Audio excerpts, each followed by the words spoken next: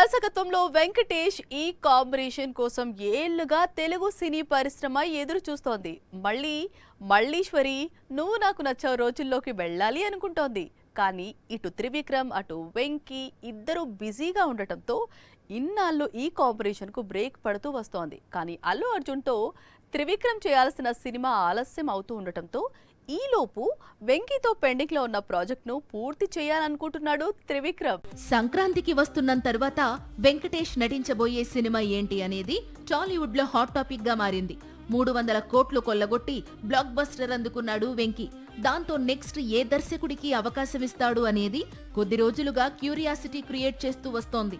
ఒక దశలో వినాయక్, మరో టైంలో సురేందర్ రెడ్డి, రీసెంట్ గా త్రివిక్రమ్ పేరు వినిపించింది. కానీ విక్టరీ ఎట్టకేలకు త్రివిక్రమ్ తో మూవీ లాక్ చేశాడు. త్రివిక్రమ్ దర్శకత్వంలో వెంకటేష్ సినిమా చేయలేదు. కానీ వీరి కాంబినేషన్ కు చాలా క్రేజ్ ఉంది. అందుకు కారణం వెంకటేష్ నటించిన బ్లాక్ బస్టర్స్ నువ్వు నాకు నచ్చావ్, మల్లీశ్వరి లాంటి చిత్రాలకు త్రివిక్రమ్ మాటలు రాశాడు. మాంత్రికుడు రాసిన డైలాగ్స్, వెంకీ పర్ఫార్మెన్స్ ఈ మూవీస్ కు ఇప్పటికీ క్రేజ్ తగ్గకుండా చేశాయి. అట్లీతో కనుక అల్లు అర్జున్ మూవీ చేయకపోయి ఉంటే వెంకీ త్రివిక్రమ్ కాంబినేషన్ సెట్ అయ్యేది కాదు. దాంతో మాటల మాంత్రికుడికి కొంత సమయం దొరికింది. ఎప్పటి నుంచో పెండింగ్ లో ఉన్న ప్రాజెక్ట్ ను పట్టాలెక్కించే అవకాశం లభించింది. త్వరలో అనౌన్స్మెంట్ రానుందని తెలుస్తోంది.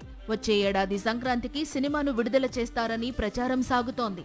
అదే నిజమైతే మాత్రం మరోసారి వెంకీ బ్లాక్ బస్టర్ పొంగల్ ను రిపీట్ చేసే అవకాశాలే ఎక్కువగా ఉన్నాయి.